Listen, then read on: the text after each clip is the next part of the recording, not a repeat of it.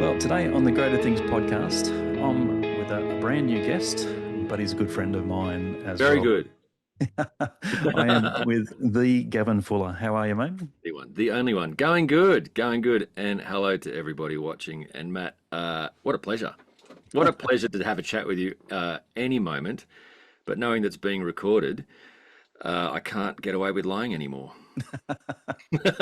I'm kidding. One of the things that I've always loved about you, mate, from the day that I met you to this very day that we've had a great conversation, even before we hit record, is the authenticity that you walk in. Cool. It captured me on the YouTube videos that you have been doing now for a Great. while, and it just drew me in to, I want to understand and know this guy at a far greater level.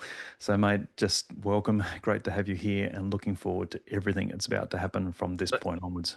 Same here. Same here. Lead me. Go. Ask. Do the things. Let's be authentic and raw and inappropriate together. Good, good. Just have to check a few boxes when I'm publishing it if there's inappropriate. So, Cut it out. Cut. so, mate, the question that I ask most people when they jump into a session like this with me, particularly the first session, is the question of who is Gavin Fuller? Mate, how would you answer that question? First up, that is obviously a very hard question to answer. And it changes. To be shallow, from the shallow, I could go as deep as we want. To As a shallow answer, I'm a Christian. Yay, happy answer. I'm a dad. No, I'm a husband Hmm. before I'm a dad. I'm a husband to a beautiful wife, Natalie Fuller. She is amazing. I'm a dad to 5 kids, a boy who's now 13 years old, and 4 girls every 2 years under that. I'm 47, so I've got small kids a little bit later on in life.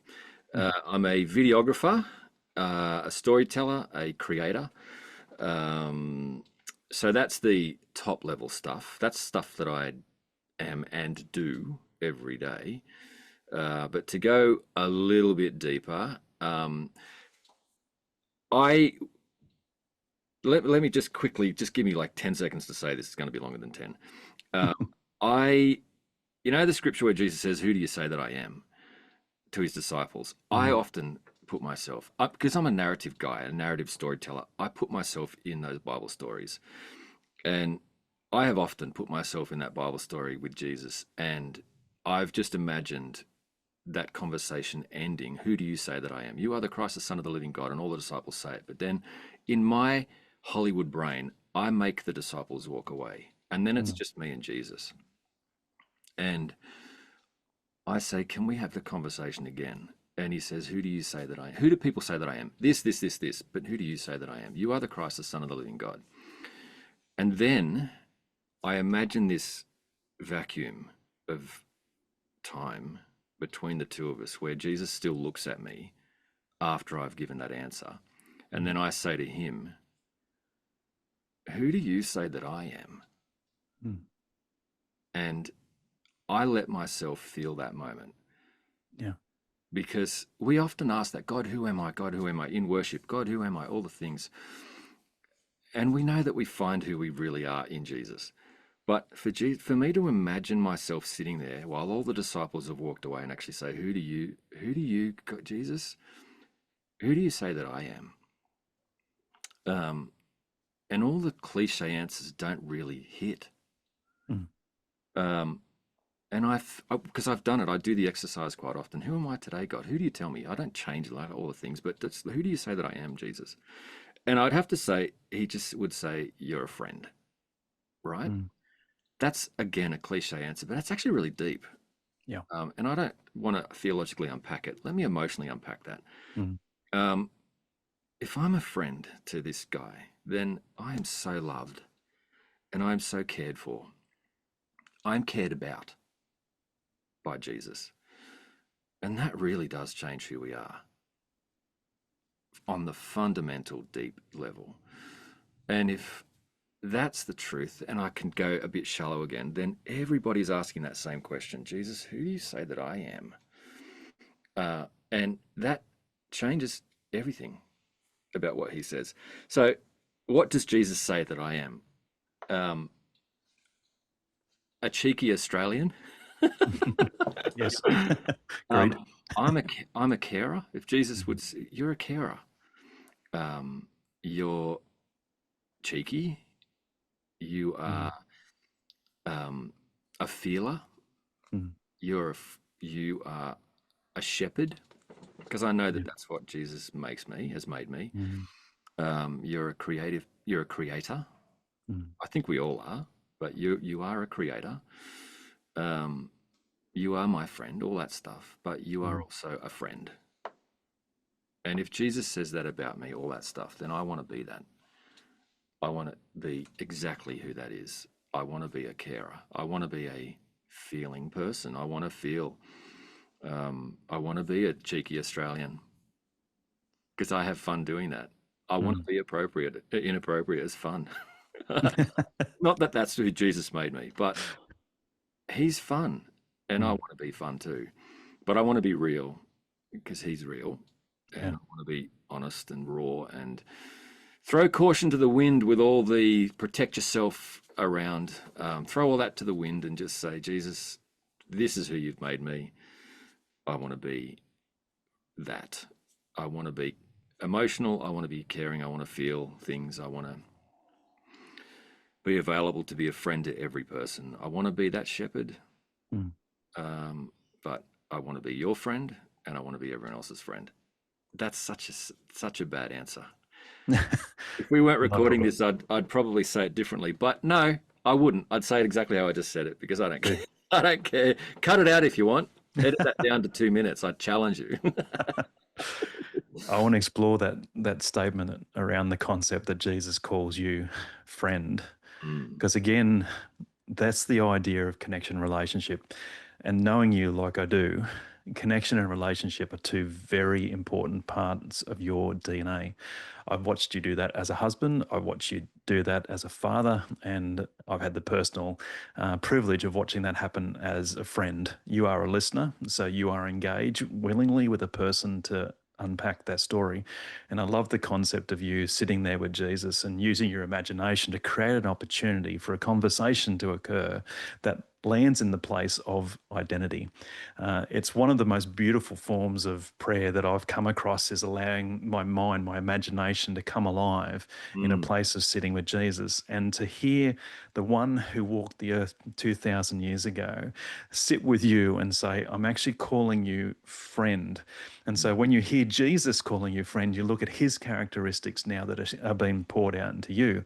And they are ones of compassion, empathy, care, comfort, love, all of these great things that we all of us desire on the planet is being poured out in this one word of friend. And that's why the word friend for you is such a laden word with so much connection, so much emotion, so much feeling that when you say it, when you speak it, there's nothing shallow about that. It's actually the friendship that you offer to Christ, but also the friendship that you have offered to me is right. not to sit in the shallows of so what happened with the sport on the weekend, Matt. You want to know how I'm actually going, and that's what the word friend has done to you. As allowed, it's like giving you a shovel and so we're going to dig a little deeper today and see where Mm, this thing goes. yeah. Friendship. Mm, Um, yes. And here's yeah. All my life, I've been a Christian since I was 15 years old. So I'm nearly 50. It's been a while. mm, I'd have to say, not every day, but a lot of my prayer life is like, God, let me feel what you feel, even if it's sad. Let me mm. see what you see. Um, let me notice what you notice. And I'm a videographer, so I'm always doing that on camera as well. Let me see if I'm even if I'm filming somebody a corporate boring thing. Let me see what you see in this person. I don't know if that's a shepherd thing, but it's just what I do. It's what I do, and I love doing it. And I deliberately look for those things. And here's the thing: is that I care Mm. about people. My wife is constant. Nat is constantly saying it is creepy that you remember people's faces, because I do. Mm, Her dad said something to me years ago. Tell me if I'm going in the wrong direction here, but her dad said something to me years ago. I was in a pub with Nat's dad years ago, and people were coming up to him and saying, "Hey, Andy, how you going?" And I said to him, "Everyone always remembers you, Andy. Why is that?" And he said, he's a Christian guy. Mm, And he said, I don't know. I just, every time I meet somebody, I just, instead of looking about what's wrong with them, because everyone does that, mm, he said, I just look what I like about them. And then I remember right. that. And that so resonated with me. Not resonated, it just hit me. I was just like, Mm, so easy to find out what's wrong with everyone. It's so easy to find out what's wrong with ourselves. But to find out what's right with mm, someone and ask myself, what, instead of what's wrong with me, what's right with me? I look for what's good about people. That stuck in my brain forever, Andy. mm, And so I will always find something that I really like about somebody, even if they're really hard to like. I will find something I really like. And then that makes me care about them. I've already mm, asked God to show me, but it makes me care about them. So I genuinely care about most of the people I meet. And I mean, I've done pastoral ministry before. I've done ministry in different forms. I've been out and about in the world doing creative things for 30 years. Um, and I think about most people from my past more often than I probably should because I'm always wanting to, I've prayed for them.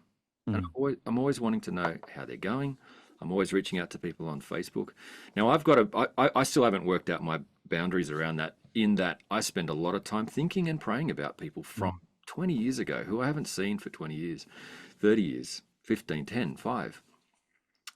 And I will be looking at my kids and playing with the kids on the floor, and a person comes to mind, and I'm thinking about them, and straight then and there, I'm like, God, bless that person. I don't even know if they're still alive, but bless them anyway.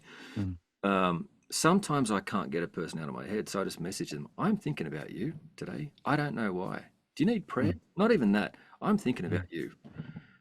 That's it. Hey, man, I'm thinking about you today. No idea mm, why, but I am. And then often they'll come back. Can you pray for this? Or it's not a Christian person. Thank you. Thanks mm, for caring about me. Yeah, I'm going through a really hard time. All right, right. Do you want to talk about it or not? No? Okay. Well, I'm here if you need it. It's mm, the open threads, I think. And for you, obviously, I care about you and Trish and your kids, mm, even though I've not met some of them. Your little mm. drummer son, come on, that's awesome. I think about him. I don't know why. I just pray for him anyway.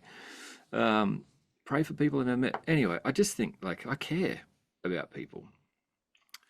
Do I care too much? I don't know. Can you care too much about people? I don't know.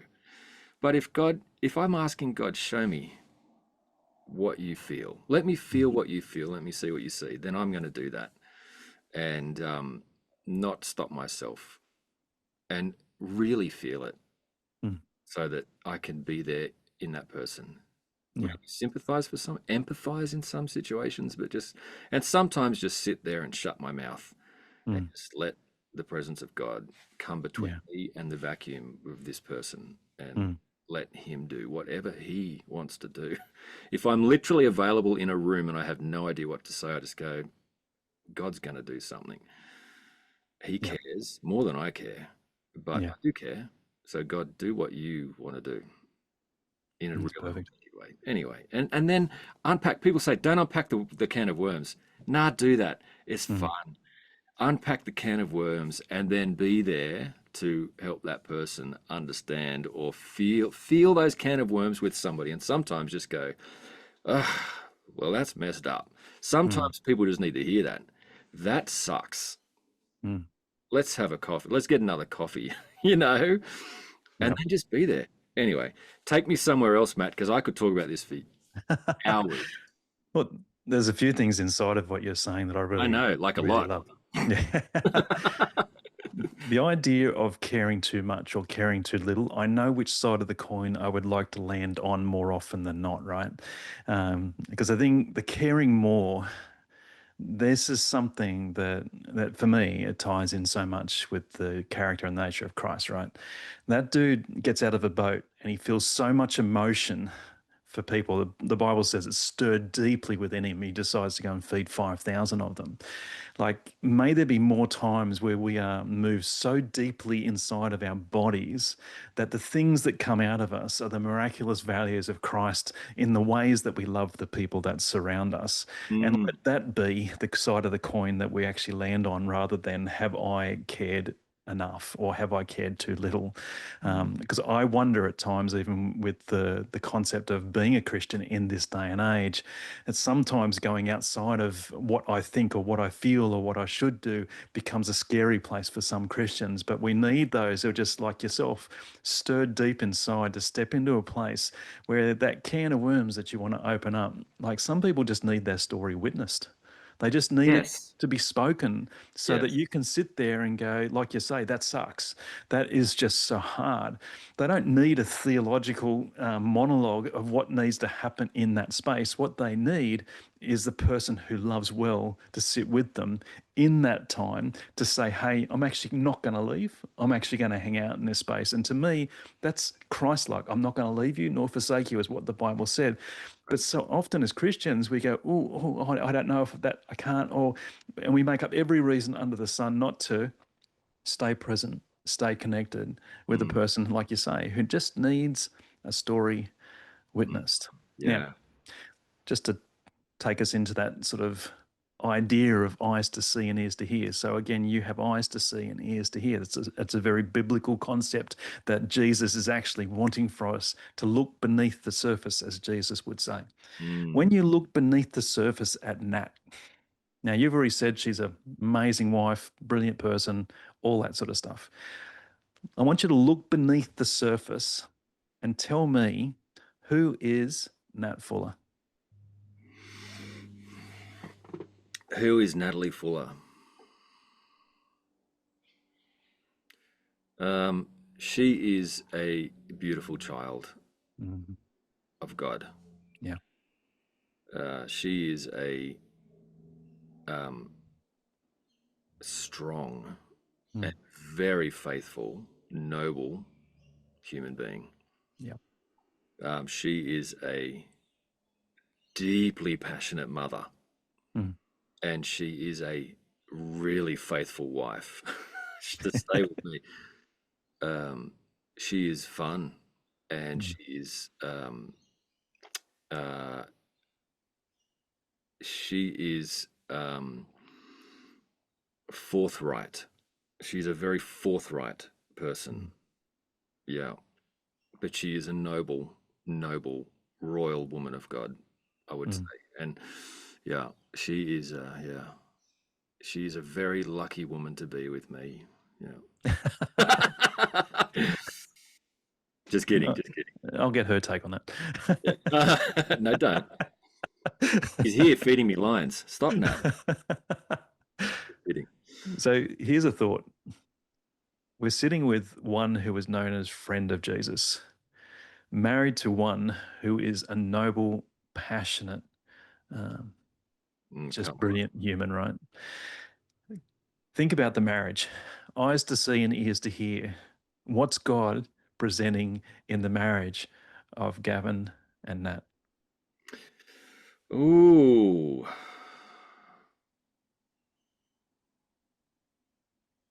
Um, a city on a hill. Yeah. Kingdom. Hmm. Kingdom, authority, and love. Yeah. I think that's, yeah. I could sit on the, I'm going to journal this tomorrow morning.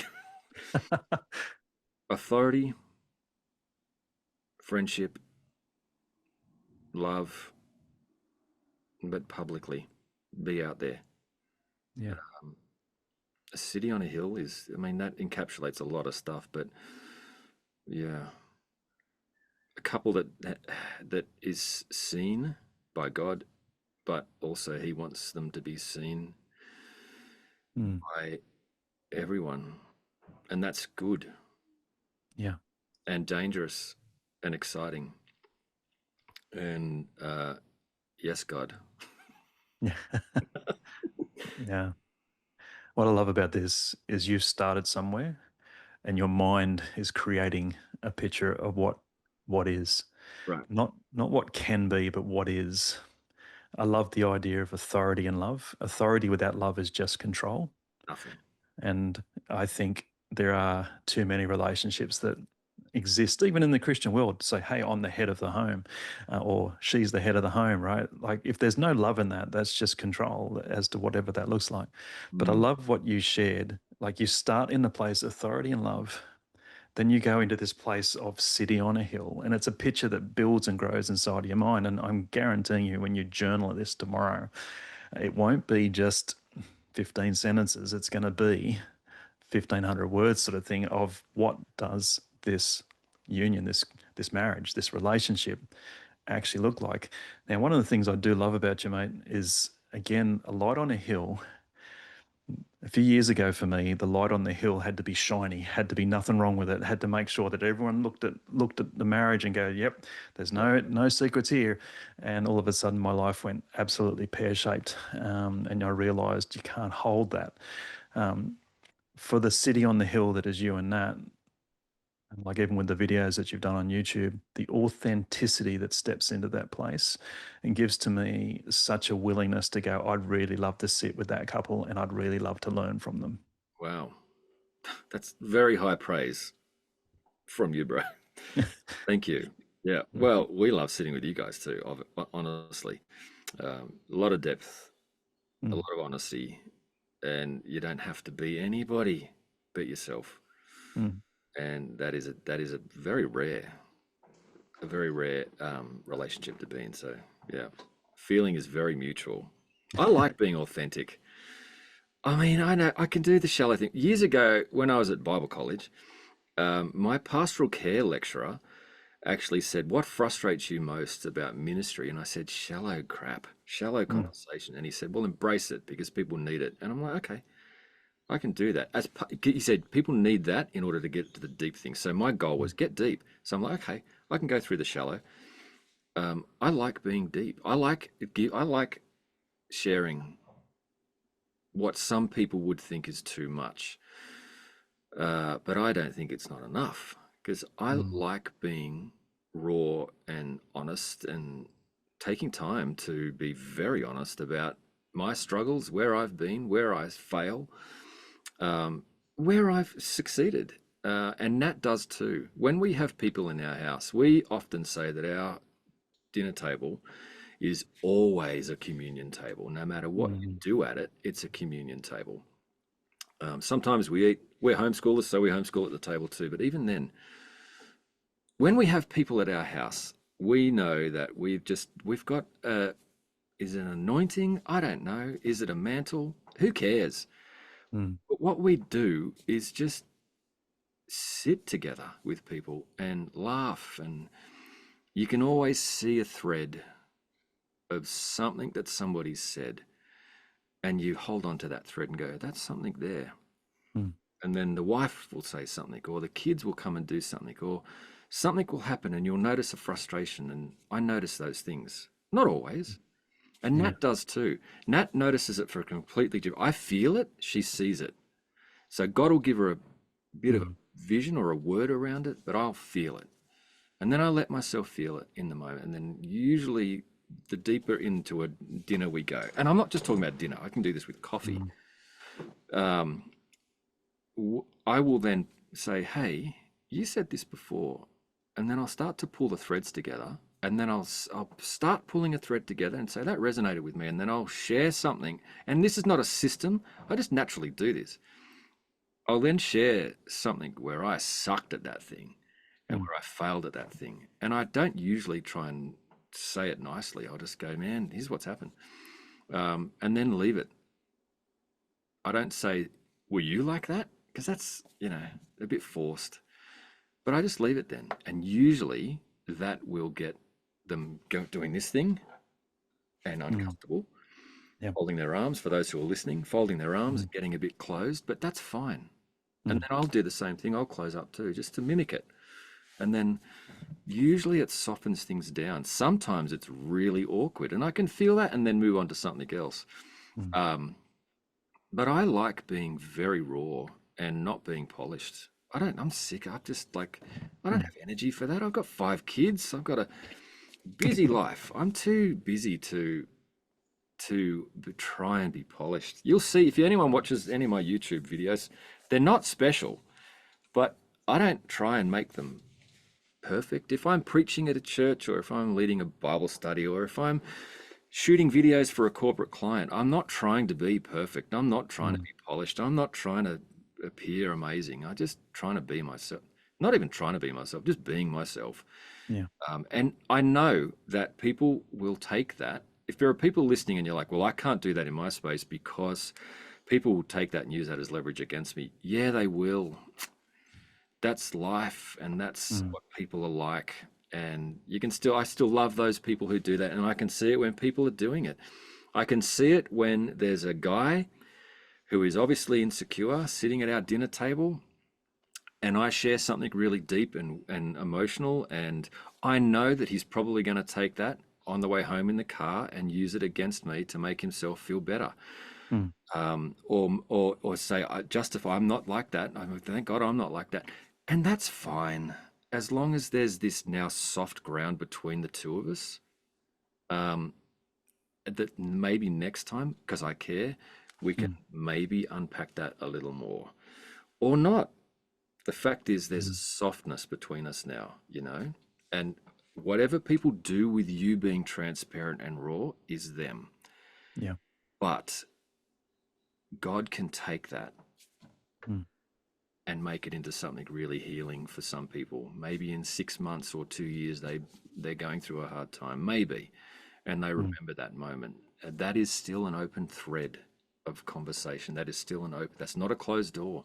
Mm. I want people to know that Gav is available at Yeah. any moment, even if I can't write back straight away, or even if I can't be contacted immediately, because I'm a creative person and I Mm. hide in my cave.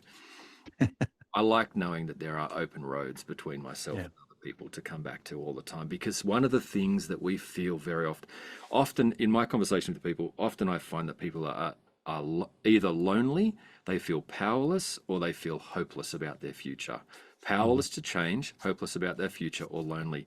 Often there's all three of those things. And a Yeah. good remedy for the loneliness is literally just to let people know that I see your pain, Mm. even if you don't have to say it. I see your pain, and I've actually felt it a bit today. Um, yeah, and I'm here Mm. Yeah.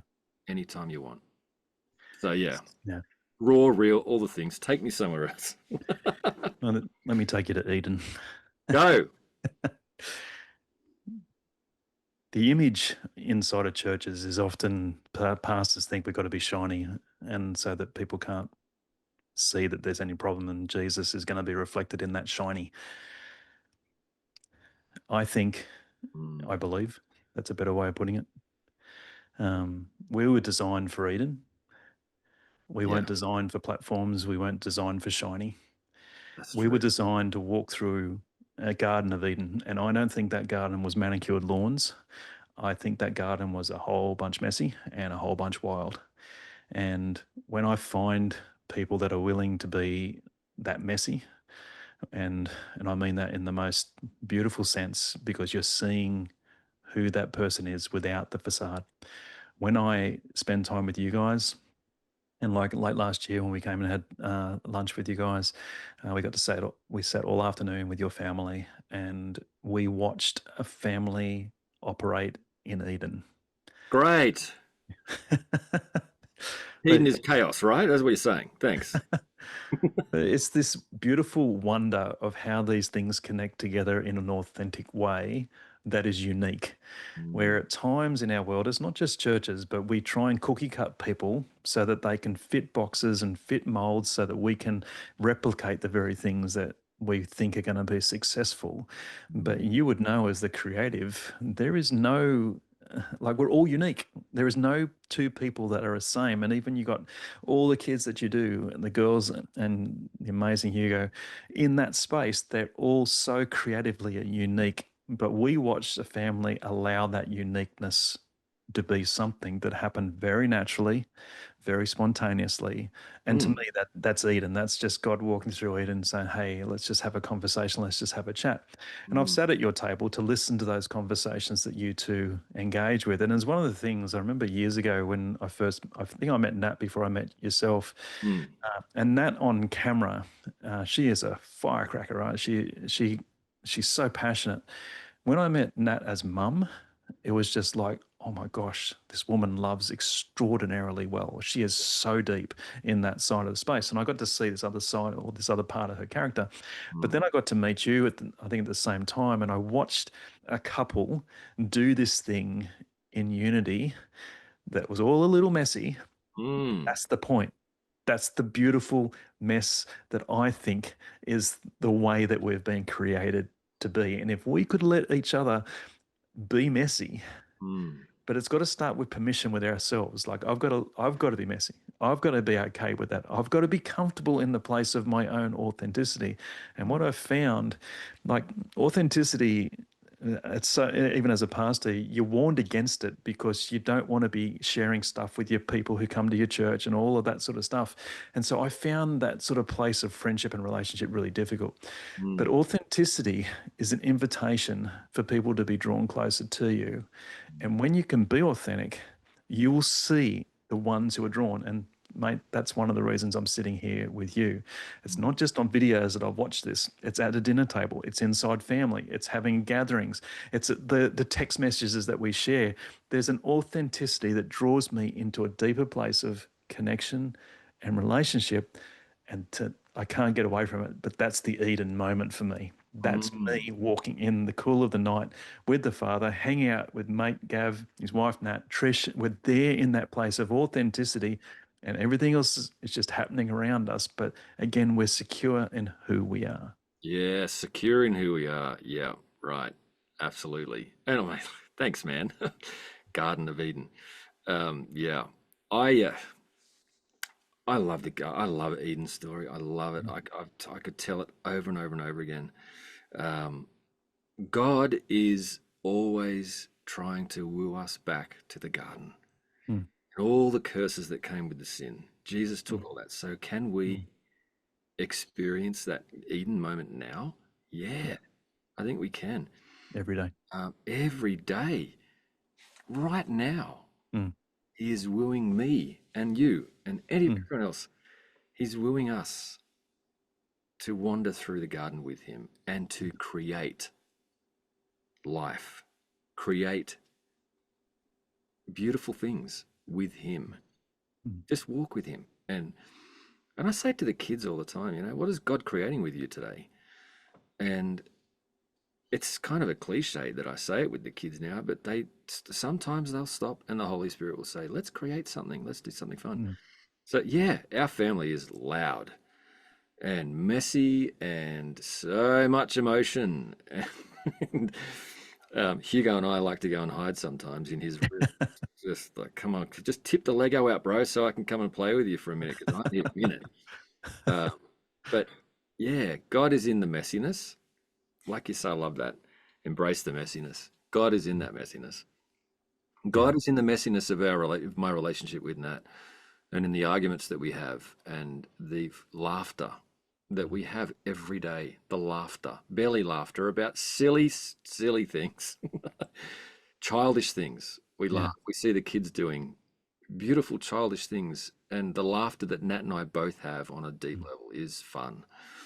And it hasn't always been like that. We've been through lots and lots of things. We've been through times where we nearly just separated mm, because of life and because of me being a mm. coward and not stepping into things that I knew that I needed to step into my who God had made me. I was going to say my role, but I hate that. That's such an expectation. There's so much. Yeah. Anyway, but that we've had moments Yeah. like months and years where we've gone, oh, I'm hiding from that. And her doing her things, which she'll explain, I'm sure. But we've we go through seasons. I know Mm, that, but to have joy in the moment and to feel God, for mm, you to say to me today, you've never said this to me, but for you to say to me that it's like a Garden of Eden in your home, I totally receive that. Mm, And I hope everybody else is receiving what Matt has just said as well, that we can have that Garden of Eden in our homes. And mate, that is so encouraging for me. I'm a words of affirmation guy. I'm writing that on mm, my journal before we get on. yeah, Yeah, Garden of yeah. Eden. Love it. Well, Thanks. mate, you and I have been in and around church environments for long enough to know the difference, right? And Yes. you can walk into places and just go, I don't want to put a step wrong here. I don't want to say a thing wrong here. And then there's other times where you know that you can be inappropriate, and all of a sudden it's like the walls have opened or fallen away, and you can be who you are. When you discover those places, freedom lives in those places. Yes. And so it's again like that, and that's an authenticity, but it's an authenticity that's not based in fear, it's based in love. It's Mm, like the authority statement you spoke about. Without love, it's just control. mm. And again, these are the conversations that draw people deeper into places of relationship, connection, and to discovery of, like you said at the start, of a love with Jesus that just looks at you and says, yeah, this is my friend. There it is. Cut. The end. Yeah, Yep. definitely. Oh Yeah. Well, man, that, that's deep. That's good. That's beautiful. yeah. Yeah. That might be a good place just to put a pause in the conversation that we're having. But Gav, mate, I'm planning on a few of these. Right. Let's do it. I don't want to cut that part out of the podcast. We'll do it. We'll see. I will. I definitely. I mean, I enjoy talking, obviously, but Matt, you're a deep man of God, and anytime that I need wisdom, there's not many people I will ask. Nat's cousin, Nat's uncle, Chris Folson, I'll ask him, and I'll Mm, ask you, mm, really, because I know that there's no judgment. There's a lot of freedom. I can yeah. be raw. I can have a cry. I can say what I want to say, knowing that it's wrong to say it, and um, I'll get love back in lots of different forms. So I'm glad that we were able to have this conversation on here because this is how you and I usually talk. Mm, But I'm glad we are able to have this conversation here and knowing that it's going public. And I mm, look forward to having more because awesome. I mean, what else are we here for? Doing all the things that I mentioned earlier, videographer, all the stuff, or are we here to enjoy God and enjoy each other? I Mm, love Acts 2, where it said that God added to their numbers those who were being saved because it was a healthy environment. It was mm, real, it was raw, it was over food. mm, And God can bring people to healthy, raw, real things. And that's what you and I have as friends. yeah, And I'm looking forward to having more of these public conversations. awesome. And thanks for having me on. Well, looking forward to the next one. For everybody else, this is the Greater Things podcast. Thank you for hanging out with us, and we'll be back in your ears next time. Bye for now.